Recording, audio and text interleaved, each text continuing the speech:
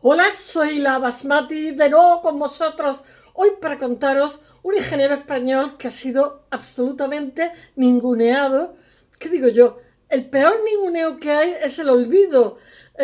Montserrat Caballé decía, más vale la alabanza a la crítica antes que el tedio.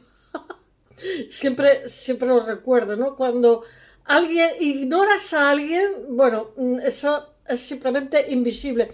Y eso es lo que ha pasado con este capitán ingeniero del ejército español, que en un momento dado, cuando Carlos III es virrey de Nápoles, no se llamaba Carlos III, se llamaba Carlos V de Sicilia o algo así. Él no, y se casa con Isabel de Sajonia, creo. Él era hijo de Felipe V, a ver si le estoy metiendo la pata, lo estoy haciendo de memoria todo.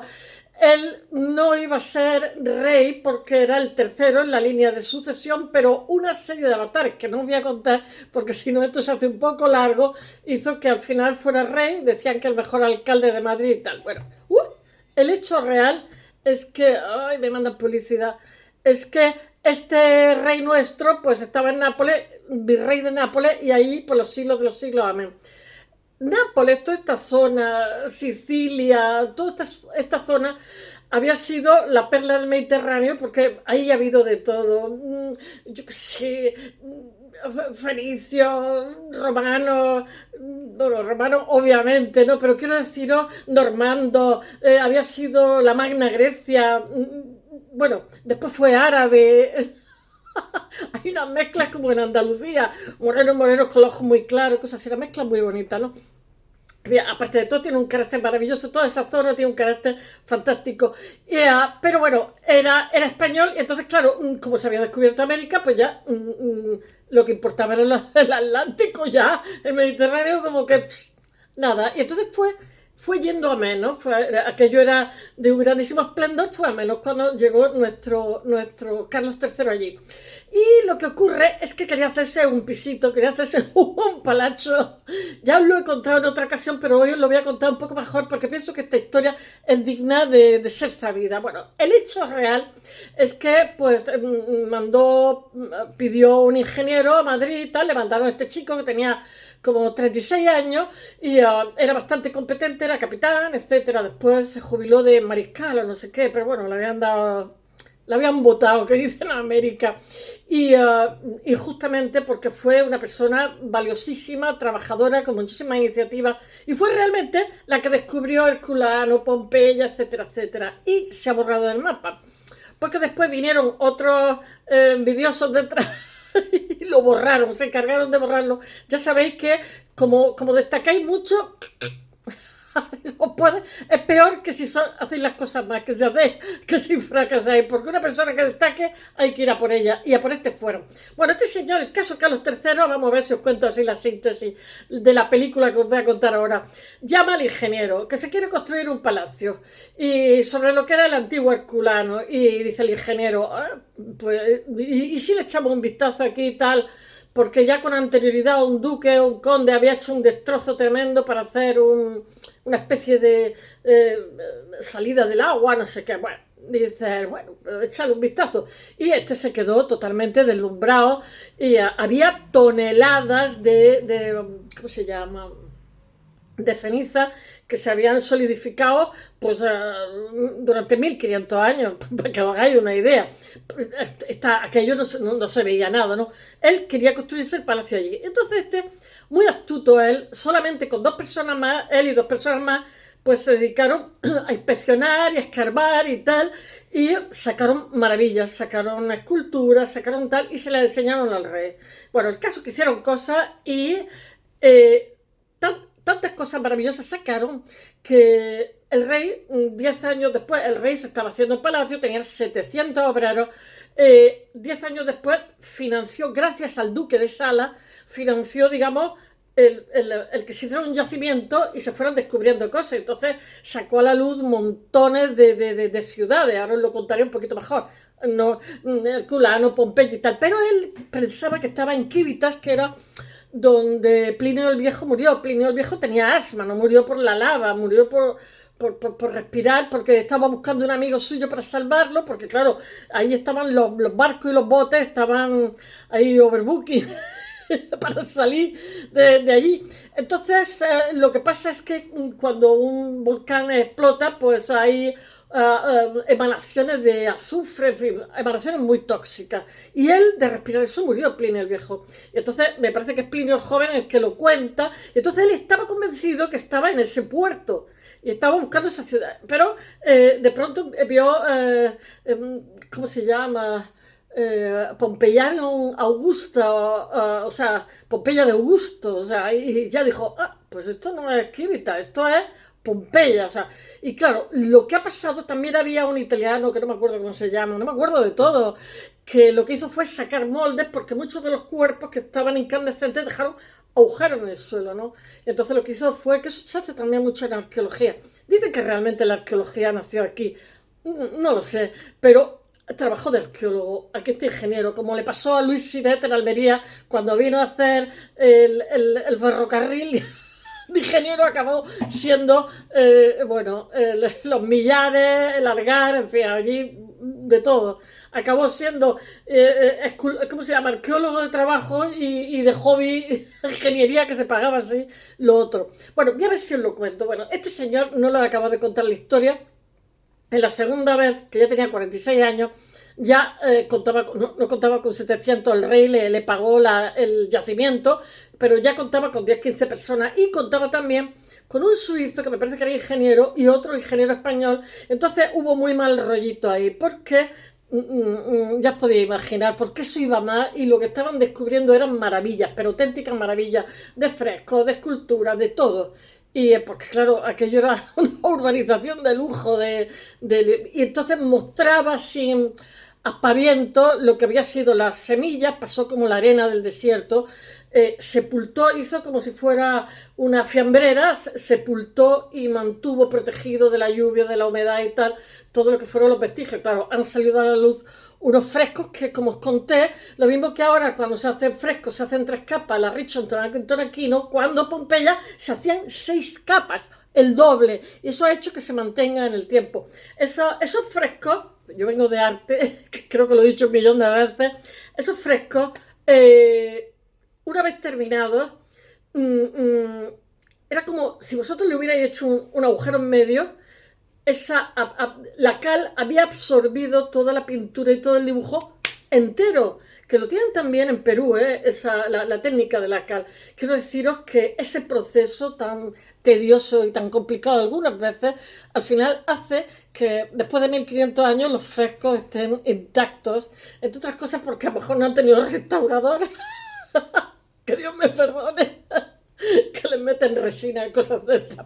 Bueno, y diciendo estas palabras que se me va la lengua, voy a ver si os cuento lo que fue este ingeniero español, que ha sido injustamente no solamente ninguneado, sino silenciado, y fue realmente el descubridor de Pompeya, y además trabajó de arqueólogo.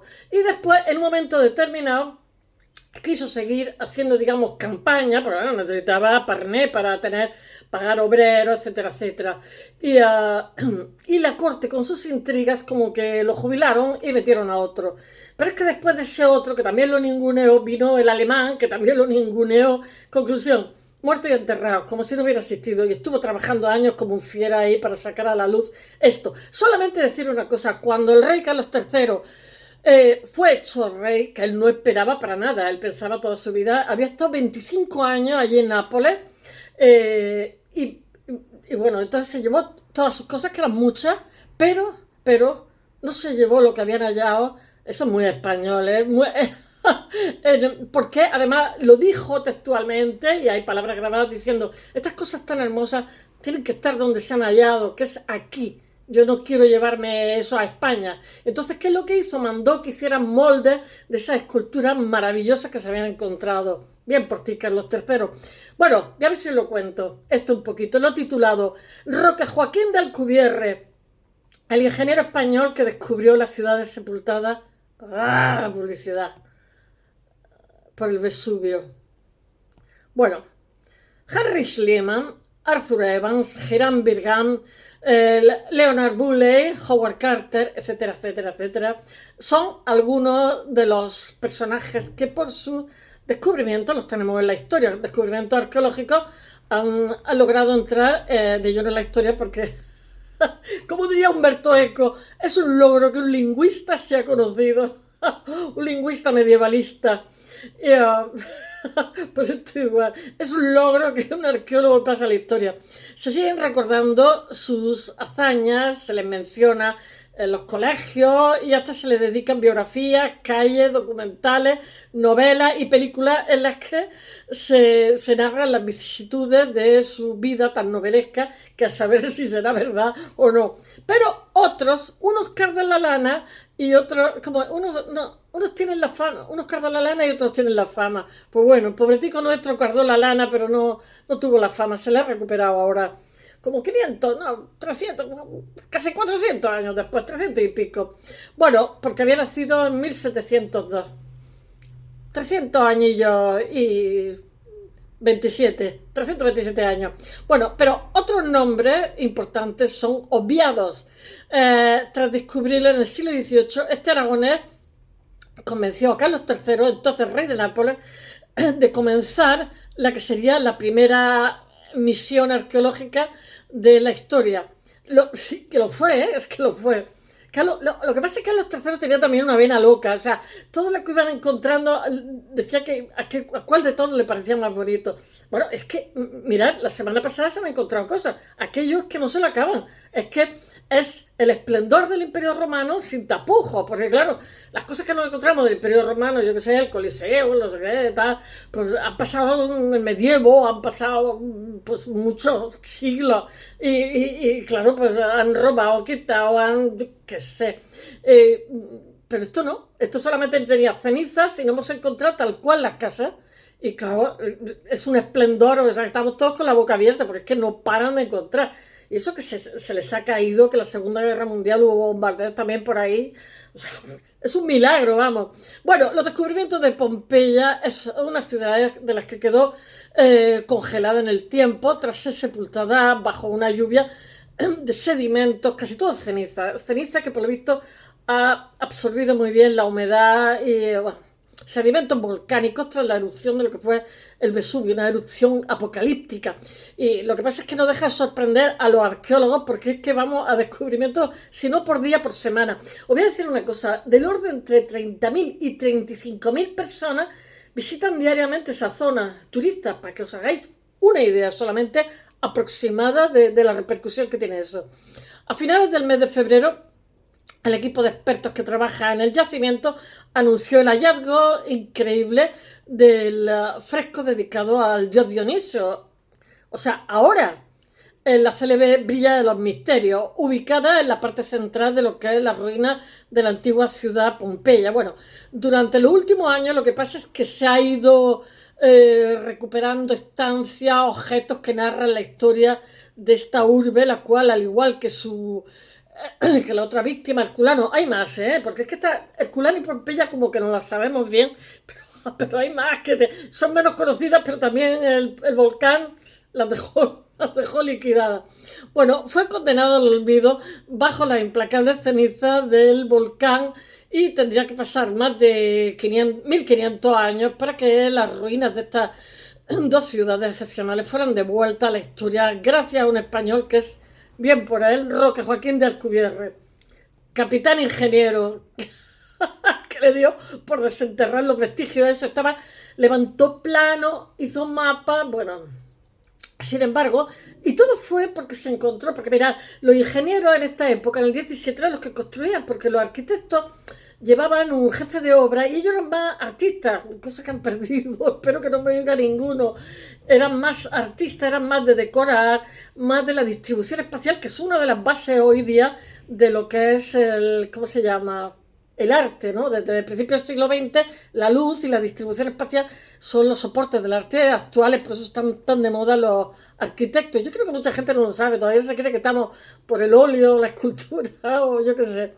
Bueno, la luz como soporte, pues fotografía, vídeo, tantísimas cosas, ¿no? Bueno, sin embargo, o simplemente instalaciones de luz o de láser. Bueno, sin embargo, el resto de las ciudades, continúo, porque si no os voy a contar el arte del siglo XXI, desapareció del todo. Bueno, cerca de la desembocadura del río Sarno, afloraban montones de restos de las construcciones.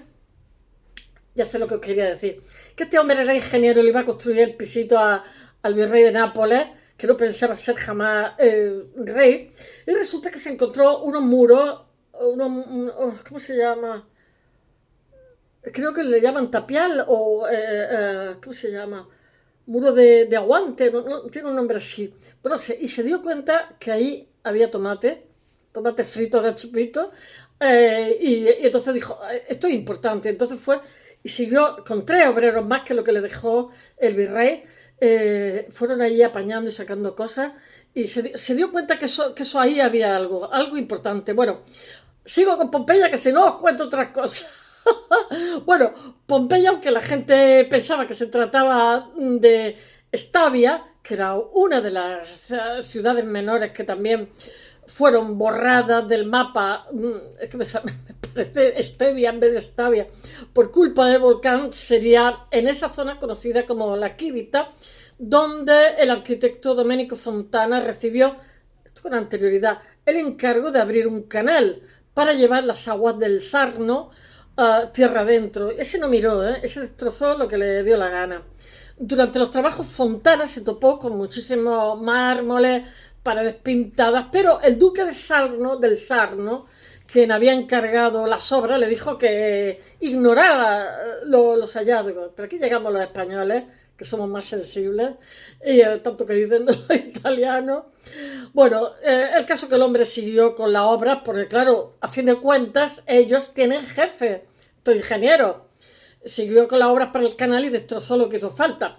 No sería hasta enero de 1738 cuando llega el Spaniard allí al Cubierre, el capitán ingeniero natural de Zaragoza, atención, manos al botón, ingeniero militar bien cabezón, y fue llamado por el futuro rey de España, que no sabía que iba a ser rey, en aquel entonces virrey de Nápoles, y, que no se llamaba Carlos III, sino Carlos V, hijo de Felipe V, para construir un palacio en Portici, que ya lo conté un día, lo mencioné así, de pasada, y os dije otro día, os hablaré de esto. Y hoy es el día que os estoy hablando de esto. Bueno, una ciudad moderna construida sobre el Herculano, un palazzo con una corte. Bueno, mientras realizaba la labor de adecuación para digamos, los pilares, etcétera, del palacio, el ingeniero militar se percató de la existencia de un pozo que se llamaba Nocherino, de donde en 1710 el príncipe de Boeuf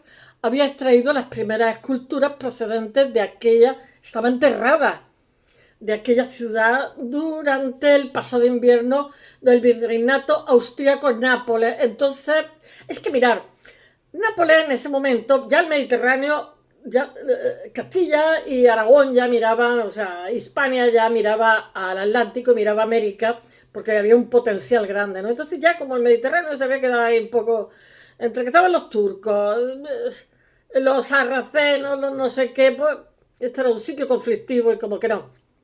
Entonces, pues, había entrado en decadencia. Bueno, conclusión, se había enterado, y ellos, los españoles, bueno, los austríacos habían dejado, porque lo que pasa con Italia es como lo que pasa con Alemania, que son reinos medievales, pero están muy fragmentados, hablan la misma lengua, pero cada uno, pues yo que sé, Italia, los condottieri, etcétera, ¿no?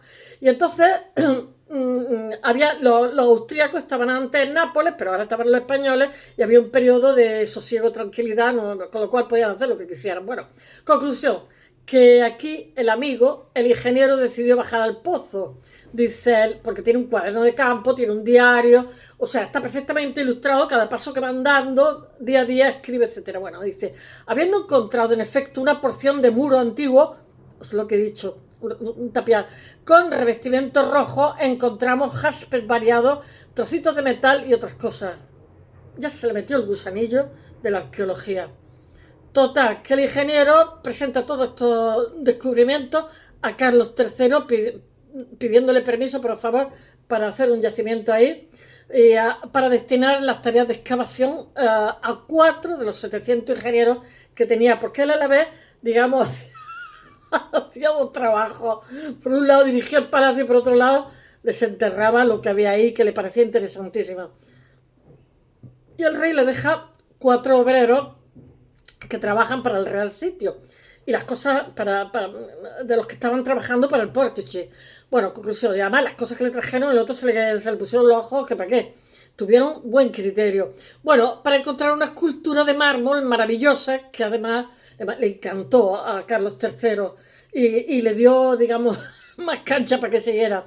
Y el 13 de octubre se autorizó la excavación. Así empiezan lo que son los trabajos en la primera misión, porque habría más, arqueológica de la historia. Dice tengo que leerlo, Michael Longstream, que es comisario de arte antiguo en el Metropolitan Museum de Nueva York. En declaraciones que ha hecho a La Vanguardia, dijo: en este momento es cuando la información del pasado se antepone a los hallazgos lujosos. Bueno, esto es maravilloso, aunque los trabajadores lo que pasa es que se encontraron con la dificultad de realizar un entramado de túneles entre cenizas que además se les derrumbaban, y lo cuentan que eran peligrosas porque era lava solidificada que pesa poquita, porque lo que tenía era tipo la pucholana que se utiliza en los áridos, que lo utilizan los ingenieros para hacer puertos, es esa piedrita que hay debajo de las vías de tren, que es una piedrita que pesa poco, se utiliza para hacer puertos porque no pesa, es ligera, en fin, es como una especie de cemento. De hecho, se utilizaba por los romanos la pucholana como cemento antiguo. Bueno, esa lava supera los 20 metros de espesor. Una risa, 20 metros, ¿eh? Ya me diréis, pues como un edificio más.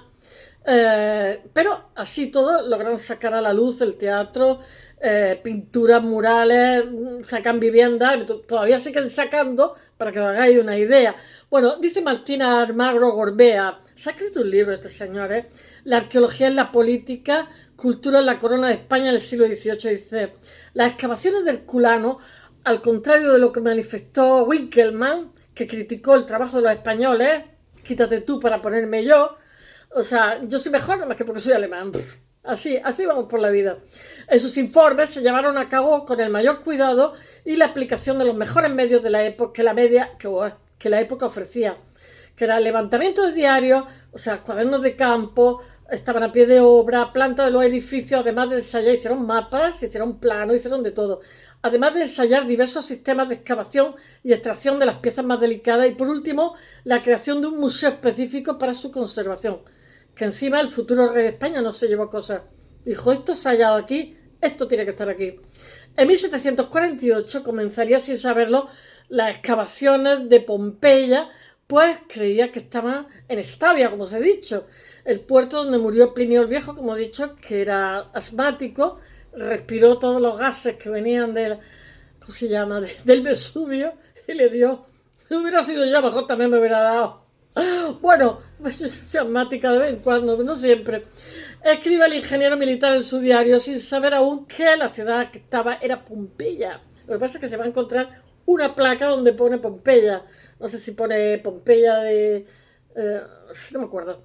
En 1756 había rescatado 800 frescos, 350 esculturas y un número indeterminado de cabezas, bustos, 1000 vasos, 40 candelabros y más de 800 manuscritos antiguos. Así por encima.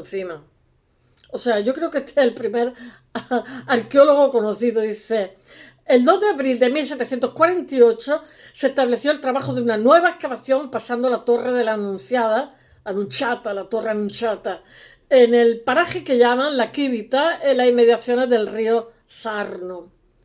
Esos son los diarios, las crónicas. Bueno, en 1763, cuando descubrían una inscripción en la que se le permite saber que las calles que está pisando en realidad son las de Pompeya. En una de las lápidas encontradas se lee Res Publica Pompeianorum, genitivo. Dice la crónica, los siguientes años aparecieron el Gran Teatro en 1764, los barracones de los gladiadores en 1766 y el Templo de Isi en 1767 y la Villa de Diomedes 1770. Había que retirar toneladas de cenizas solidificadas, hasta 20 metros en algunos sitios, de locos, con los medios que habían entonces. Bueno, es entonces cuando las maravillas de Pompeya empiezan a mostrar interés, pero por toda Europa, porque aquello a todo el mundo se le hacen los ojos, vamos, chiribía, devolviendo el interés por lo que era lo antiguo. La tenacidad de este señor encontró un serio obstáculo en lo que era la corte. Sí, nadie es profeta en su tierra, y es verdad, ¿eh? Y las cortes y su intriga, no hay ninguna que se salve. Bueno, algunos de sus colaboradores y colegas, pues tened en cuenta que son presupuestos, que son malestares entre colegas, etcétera, etcétera, pues vertieron opiniones encontradas, lo calumniaron un poquito, suficiente como para que encontradas con las suyas, no por ello fundadas o mejores. Fue el caso de Carlos Weber y Padenir y Bickelman, que lo pusieron a bajar del burro. Bickelman era el especialista de historia antigua, claro. En el momento que tiró a este, se puso a él de jefecillo y diciendo que él lo hacía muy bien, que tal, que igual. El que estuvo aquí pegando el callo muchísimos años y el que decidió investigar fue nuestro ingeniero. Bueno, finalmente fue relegado. Como siempre, aquí todo se hace igual. Por Francisco de la Vega, que era también español e ingeniero, que continuó con sus trabajos y después por el otro, por Wickelman. Bueno, la ambición de Alcubierre, pero además que lo quitaron cuando estaba, digamos, cuando ya había descubierto montones de ciudades, ahora lo cuento. Bueno, concluiría con Pompeya y siguió excavando hasta llegar a los restos de Stavia, Cumas, Sorrento, Mercato, Di Sabato y Bosco de Tres Casas. Tengo que leerme alguna que no me lo sé todo de memoria. Finalmente, el español, que había sido el máximo responsable de la vuelta de un arte clásico gracias a que Europa quedó fascinada con los restos de la milenaria Pompeya. Este señor, este ingeniero, fallece a los 78 años, en 1780, en Nápoles, había alcanzado el grado de mariscal. Le habían hecho mariscal antes de, digamos, de tirarlo a la calle. Una astucia, ¿no? O sea, para echarte te promociono y adiós, muy buena, para que no vayas con mal sabor de boca, pero nada, él hubiera preferido no promoción y continuar. Aunque sin haber sido reconocido como... En España hacemos esas cositas. Otros arqueólogos como el alemán Wilkelmann, ansioso de poder, de apoderarse del trabajo de su predecesor y de los méritos de lo encontrado en Pompeya, lo ninguneó, contribuyendo a desacreditarlo, a que la figura del español cayera en el total olvido. Esto es algo que está al orden del día, ¿eh? El rey Carlos, cuando en 1759 fue reclamado para gobernar en España, se trajo de Nápoles todo lo que estimaba que era mucho, en 25 años de su reinado.